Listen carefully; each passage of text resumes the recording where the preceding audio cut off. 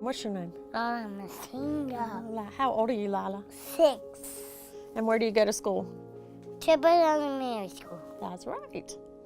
That's right. Lila has made all of our lives so much richer. We don't want to change her. We want to change the world around her. And so hopefully other people will give her a chance and let her be herself, but also be the best she can be.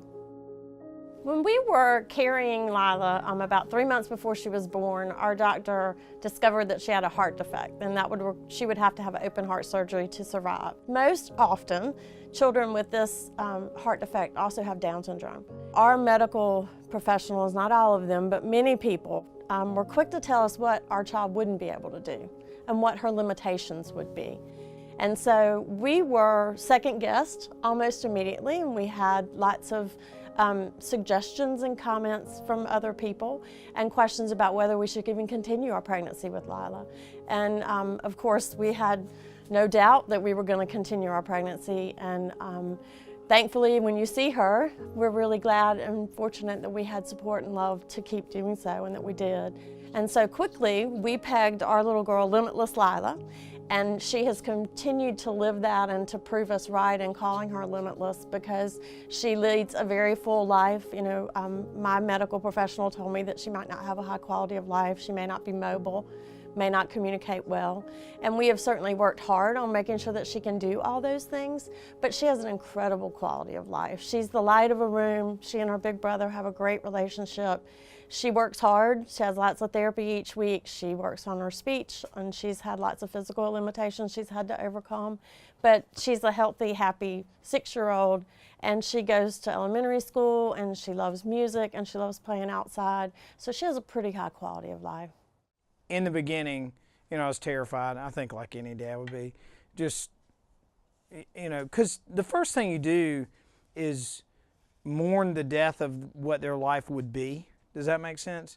You know, you think about, you know, going to high school, going to college, getting your driver's license, getting married, having children, and all those things are suddenly gone, and everything's dark. And I think there were so many conversations early on about putting limits on, you know, what will her limits be? What will her limits be? And, you know, what are the limiting factors? You know, all these and, you know, when we go out in public, I mean, Lila is such a bundle of energy and excitement and happiness that I almost think sometimes people get caught up in it. The joy that she brings is just indescribable. I mean, you can't, there's no way to really put it into words.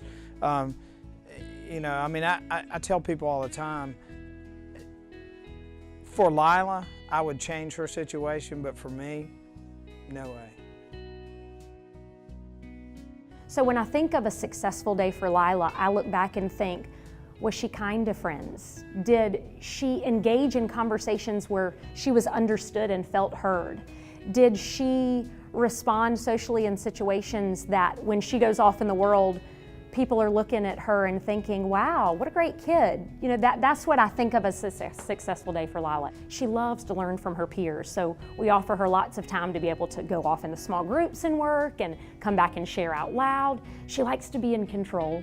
So we give Lila lots of options for her learning. Do you want to do this or do you want to do that? But then the outcome is always still the same. We have to get other people to accept that she's limitless too. And then once they're around her and once they give her a moment and look past what they might assume she can do, they'll find out that she's a typical kid. Our daughter now in a kindergarten classroom leaves school 3 days a week and still goes to a therapy session for an hour and 15 minutes after that. She has speech therapy, music therapy, occupational therapy, a handwriting without tears program that she does. So she works really hard, and she gives a lot of energy and a lot of focus on being the best she can be. So I think the world around her owes her the right to just give her that chance too, and not second guess and limit what they think of her. We have the exact same expectations we have of her as we do of our 13-year-old son, from manners, from behavior, from cleaning up behind yourself.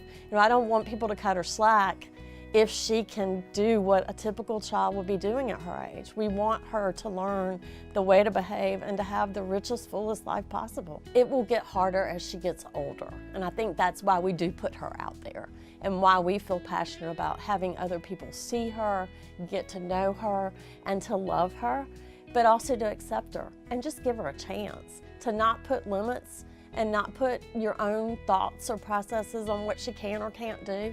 And if everybody around her will give her that shot, I just really want her to be able to pursue her own dreams and her own independent life, whatever that works out to be. I'm Paget, and this is Garrett, Mark, Lila, and Chewy, and we live fearless.